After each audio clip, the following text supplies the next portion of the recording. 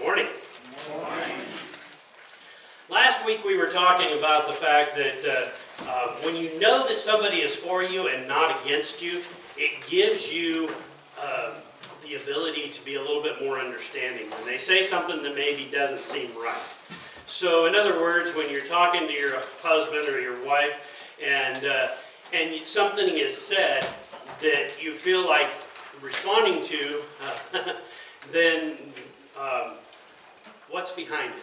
Well, first of all, you tell yourself, I know this person is for me, not against me. So with that in mind, I'm going to give this person the benefit of the doubt in this conversation that we're about to have. And so that's where we started last week, was with the idea that we're for each other, not against each other. God, in our relationship with God, is the perfect relationship because God is always for us, and He is never against us. He might be against what we're doing. He would be definitely against it if we were sinning, if we were doing something against His will, but He's not against us. He is always for us and never against us. So how, when we look at that and we understand that He is for us and always wants what's best for us, and by the way, that is found in Romans chapter 8, verse 31, where he says, if He is for us, who can be against us? He goes on to talk about that even Jesus is for us and not against us, and that He is our defender. Somebody related it to God the Father is the judge, God the Son, Jesus, is our attorney, and when we get to the judgment seat and we're standing before God, we can know that He is for us and not against us because He's told us that. And Jesus, who died for us and has paid the price for us, stands before Him, and when the judgment is brought down against us, then Jesus would stand there and say, these things are true, they did do that, but it's already been paid for. The price has already been paid. So therefore, Judge, I am requesting that you grant this person to go into heaven.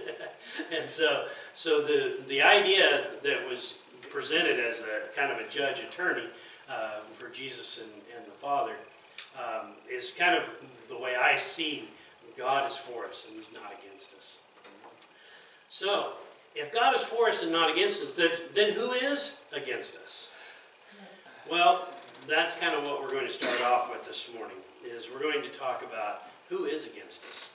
So, I did a little bit of research, and Satan in Greek is Satanas, and it means adversary, that he is the adversary of God, and if we are a follower of God, He is automatically our adversary. So we have an adversary built in if we are following God. So who is against us? Satan is. The word devil comes from the Greek word diabolos, which is slanderer or false accuser. So somebody that falsely accuses you or slanders you. And so Satan, the devil, his goal is to steal, kill, and destroy. What he wants more than anything is to tear us down and take us out of the hand of the Father. Because he said in Romans chapter 8 that He holds us in His hand and no one can take us out of His hand. But Satan, being the chief deceiver, the one who is the master of deceit, has the ability to tempt us, to cause us to be drawn away from Him if we choose to let Him to follow that. In John chapter 8 and verse 44, Jesus calls Satan the father of lies. And that's who he is, the father of lies. In Ephesians chapter 6, verses 10 through 12, it says, "Finally, be strong in the Lord and in His mighty power. Put on the full armor of God, so that you can take your stand against the devil's schemes. For our struggle is not against flesh and blood, but against the rulers, against the authorities, and against the powers of this dark world, and against the spiritual forces of evil in the heavenly realms." In addition to all of this, in verse 16, take up the shield of faith, with which you can extinguish all the flaming arrows of the evil one. Satan's desire is to tear us down, destroy us, to see us lost, in that lost state. That's where he wants us. He wants us to be separated from God. God can hold us. If we will stay in his hand, he can protect us. If we choose to leave his hand, that's our choice. But as long as we are there, we are God's. And Satan has no power against us. We can see that in Ephesians chapter 6, because he's talking about the armor of God. And he says, if you put on the armor of God, the flaming arrows of the devil cannot penetrate. It will protect you from Satan if you will choose to keep on his armor. In John chapter 10, verses 28 and 29, he says, I give them eternal life, and they shall never perish. No one will snatch them out of my hand. My Father, who has given them to me, is greater than all. No one can snatch them out of my Father's hand. And that's Jesus' word. So, Jesus has said it, the apostles have said it, and I believe it. Not that matters any. But I do. I believe it, that we cannot be snatched out of the Father's hand. So, how does Satan do this? I'd like to turn to James chapter 1. If you have your Bibles with you, turn to James chapter 1, and I want to read from there. And I'm going to start with verse 13.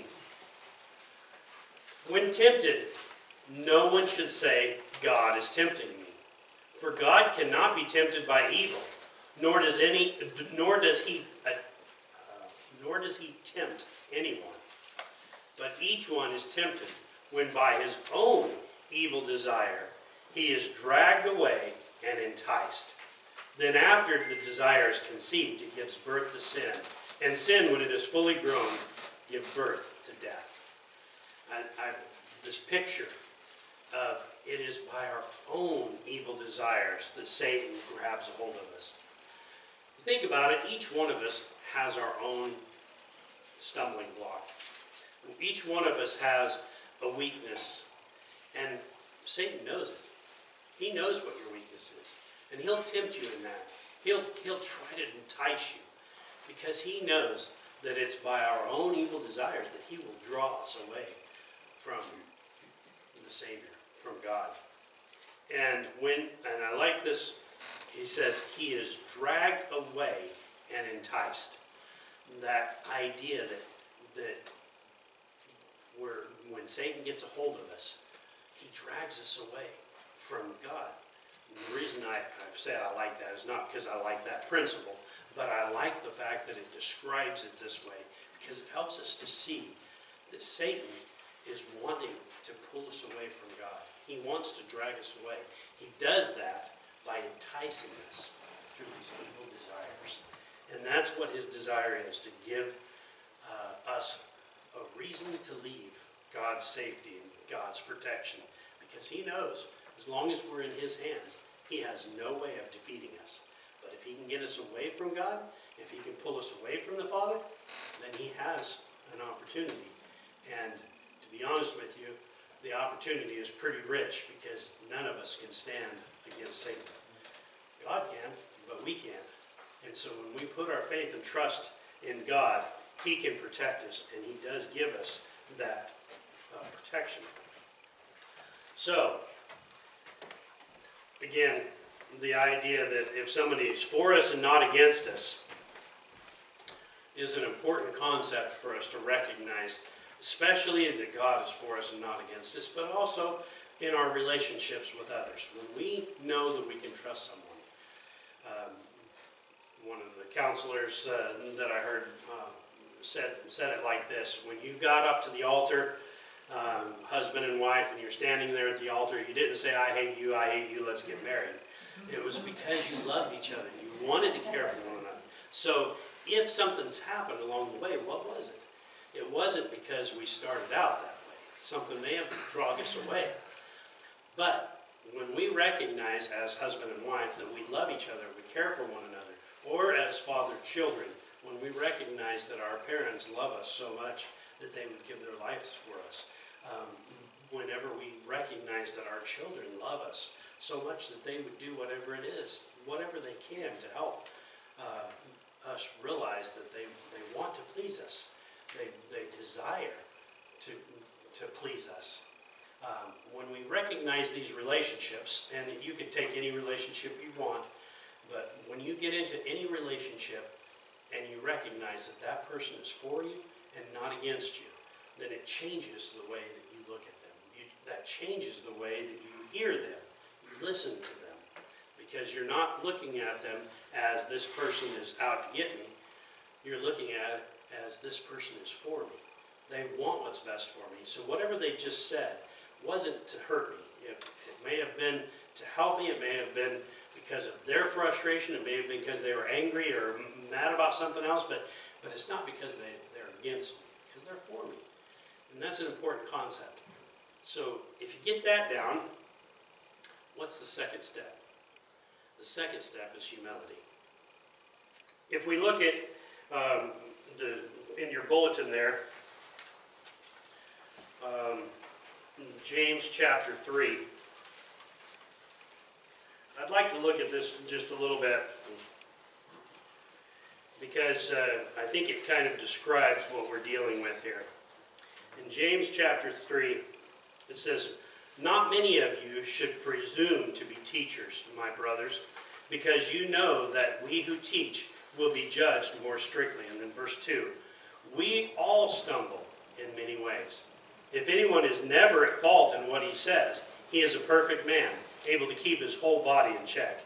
And I know he's saying that in jest, because there is none of us who are perfect, and especially not the men, but we're not going to be perfect. None of us are going to be perfect. We're all going to fail. We're all going to make mistakes. So we all stumble. But in verse 3, "When we put bits into the mouths of horses to make them obey us, we can turn the whole animal. Or take ships as an example. Although they are so large and are driven by strong winds, they are steered by a very small rudder wherever the pilot wants to go." If you think about those two illustrations, they've got this big ship, and the size of the rudder in comparison to the ship, I looked this up one time what the ratio was, and it was like very, very small ratio to the size of the ship. And you could steer the whole ship by that rudder. A horse, for instance, I read that an average horse size is about 1,400 pounds. Clydesdale is much bigger. But take the Clydesdale, for instance, over 2,000 pounds, and I'm only, let's just say I was 100 pounds. I could still guide that horse with the reins because of the bit in his mouth. And you can see that picture of a little person, not me, let's choose something smaller, and somebody 100 pounds being able to guide this 2,000 pound horse just by the reins. That's pretty amazing. What does he say about that? He says in verse 5, "Likewise, the tongue is a small part of the body, but it makes great boasts.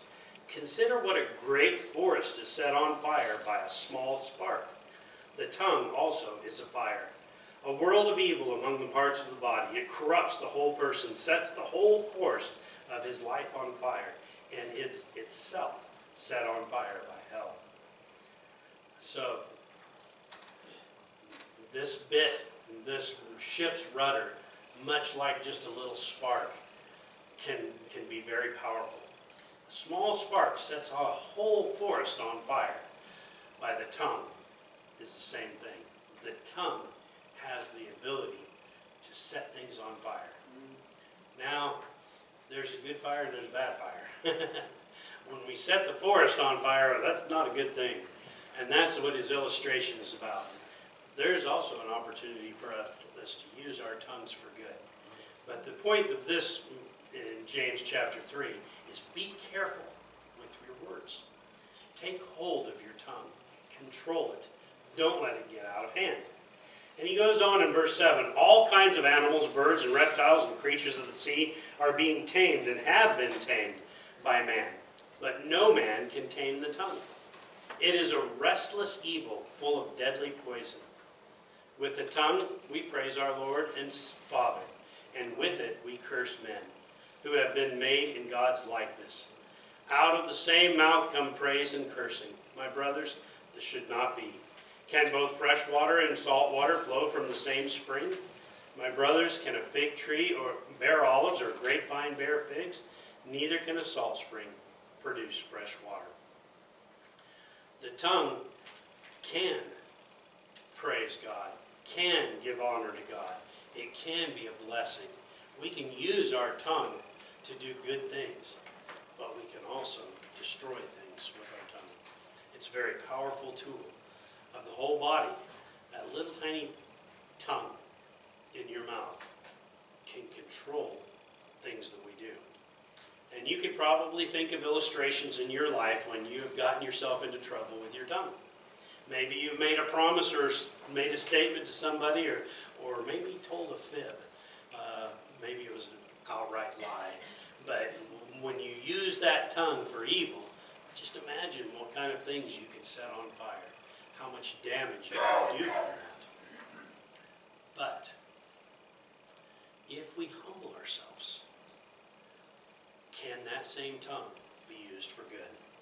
Can we benefit those whom we come in contact because of that? So, what I want to point out this morning is that when we use our tongue for God's glory, then good things can be done. Good things can be accomplished. So let's go back to our illustration of a husband and wife, just because it's an easy illustration. That's probably one of the times when we see the most conflict is between a husband and wife. What's happening? So let's just say, for instance, that a wife makes a statement that you might take offense to, that you might feel like, well, that wasn't very nice. Now I have a decision to make as the husband. I have a decision to make. Am I going to react to that, or am I going to respond to it? I wrote down Newton's third law because it comes into play here. It says, Newton's third law of motion: for every action there is an equal and opposite reaction. What happens when we react to something? So if I am offended, or somebody says something that triggers me, and I react to that, what's the problem going to do? It escalates, right? It gets bigger. It snowballs. When I react, so the force that came at me, I react back to it, and I send it back. Play ping pong. You know, you hit that ball back and forth across the table. Or Joe plays pool, and if you hit that ball with a cue stick, it's going to move forward. When it hits another ball, that ball's going to move. And you see that reaction. And the same things happen in relationships. When we react negatively to something, things become out of control, and it becomes a problem. How do you avoid that? It says through humility.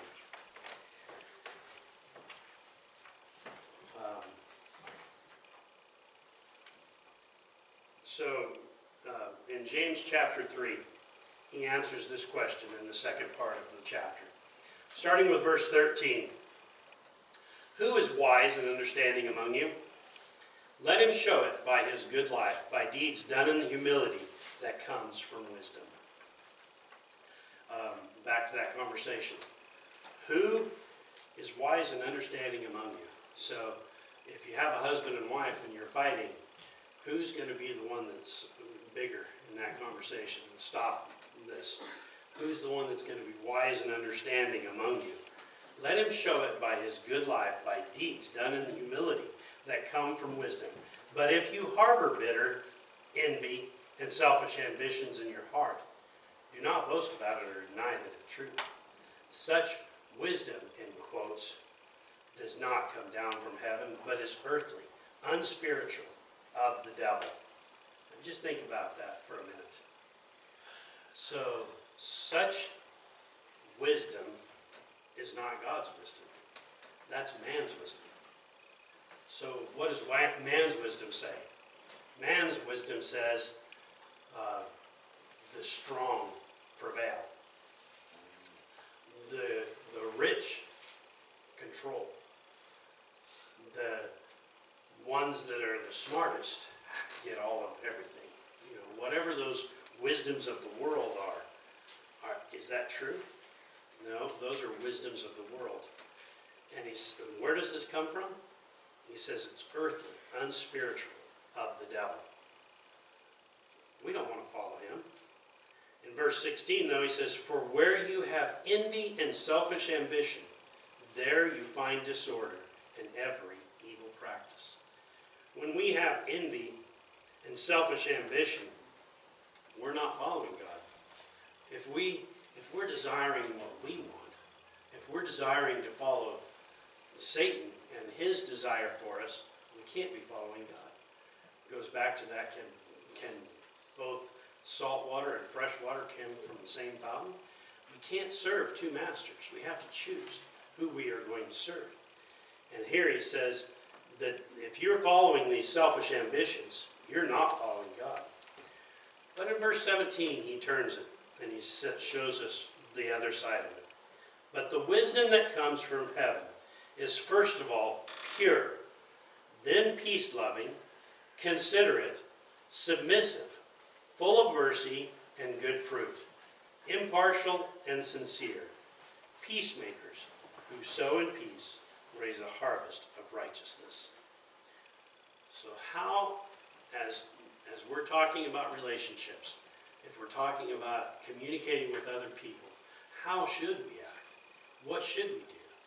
He says to take our tongue in control, to put a bridle on it, to use it as a rudder controlling a ship. If you take that control over your body, I'm going to sneeze here in a second. I can't control that. But if you take control by controlling your tongue, what could happen? I love this description, that it is pure. Wisdom from God is pure. It's not cloudy. It's not confusing. It's not mixed. It's pure. Pure and holy. And he says that it's peace-loving. We're not trying to cause problems.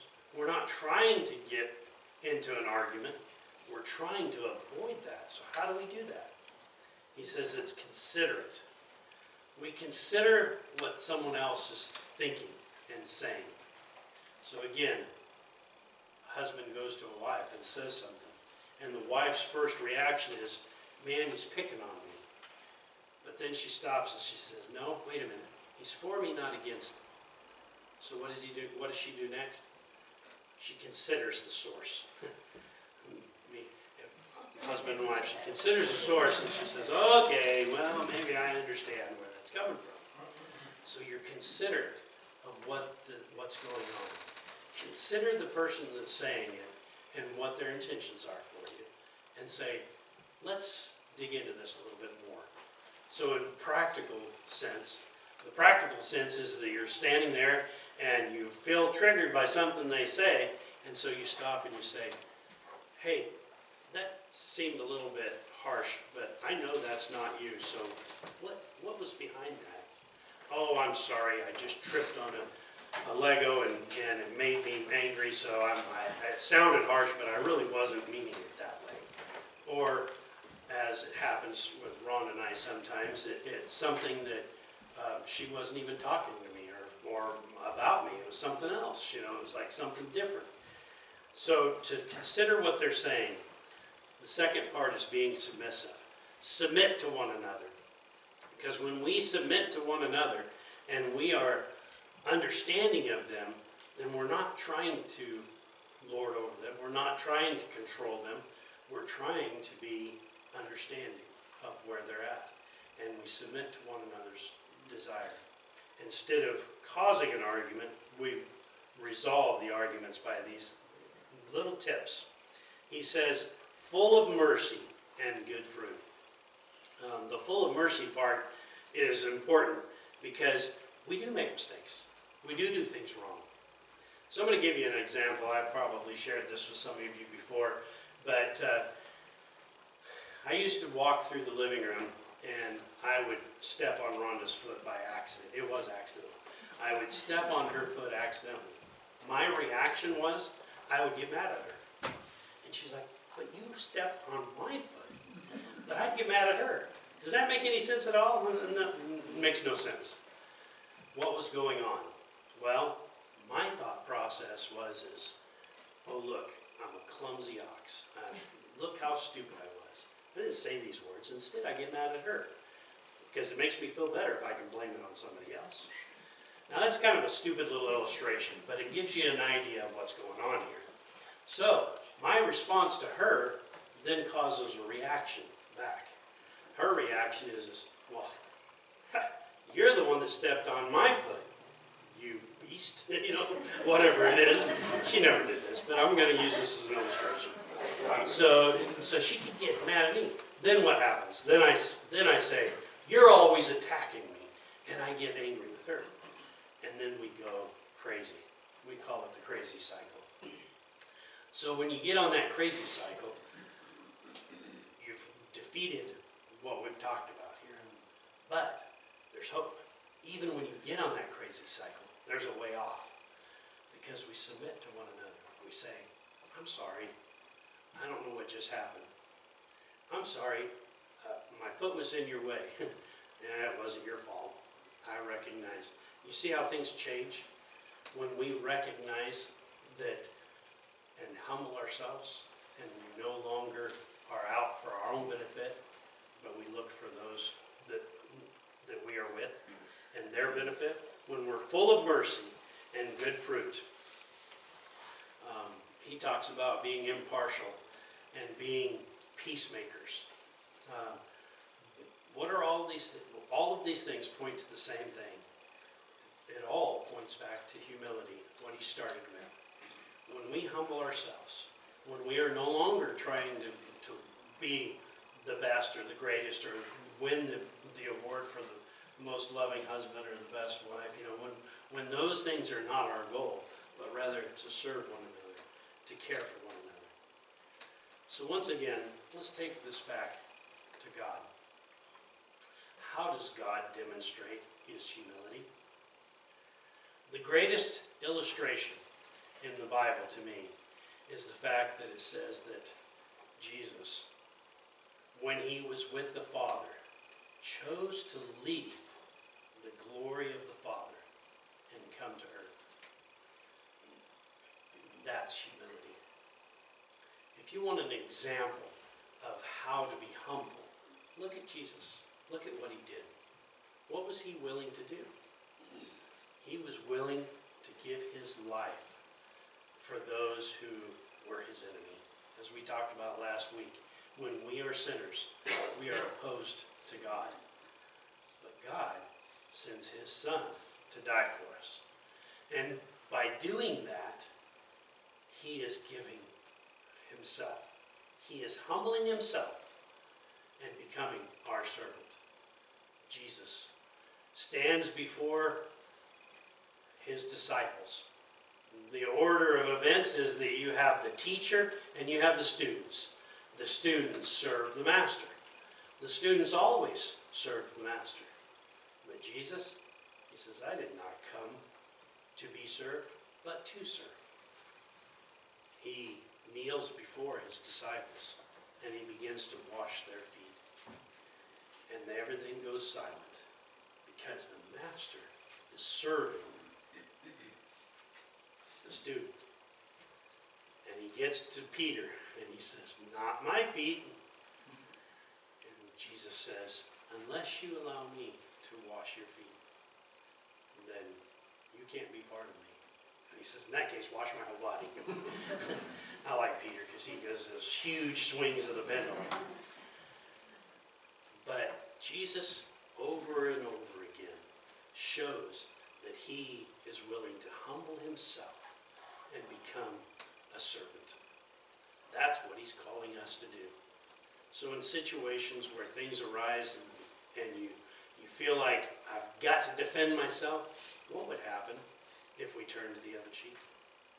What would happen if we gave our cloak as well when somebody asks for something from us?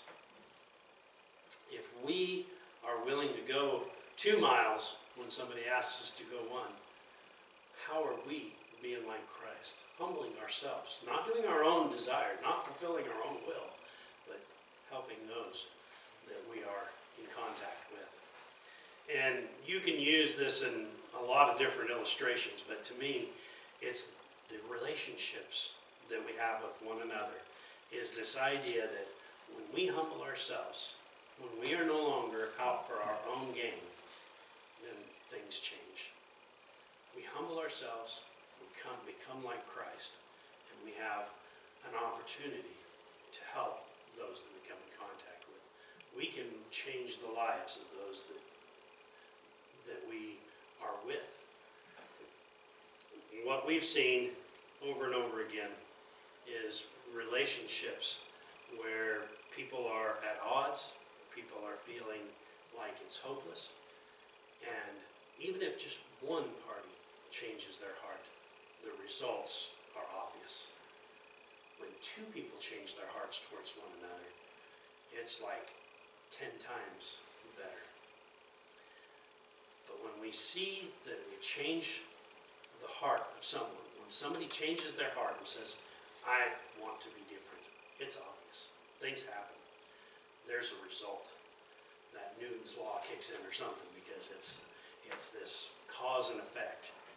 And it's really cool to see that when we choose to do it God's way, when we choose to follow his instructions, things start happening. And there are blessings to be had. What's God's design for us? His design is for us to have a relationship with him and a relationship with one another. Why do our relationships struggle? Is because we are putting other things ahead of God. Because we are allowing other things to become more important than him. And unfortunately, when we look at our lives, there's a lot of things that Satan uses to tempt us. There's a lot of things that he uses to draw us out of the hand of God. And he is the master of deceit. He is the one who is the father of lies. His desires to steal, kill, and destroy. His desires don't line up with God's desires for us. It's easy when I say it that way. Well, of course I don't want to follow Satan. Of course I don't want to do that. But being the master deceiver, he appears to us in the form of a serpent, or in the form of something we like, and he tempts us. I always wondered whether or not the serpent was something attractive to Eve. You know, did she see the snake as something good, a friend? But we look at snakes and we think, man, why would she befriend a snake? But she didn't have that inhibition. There was something different. And now we have some recognition of that. But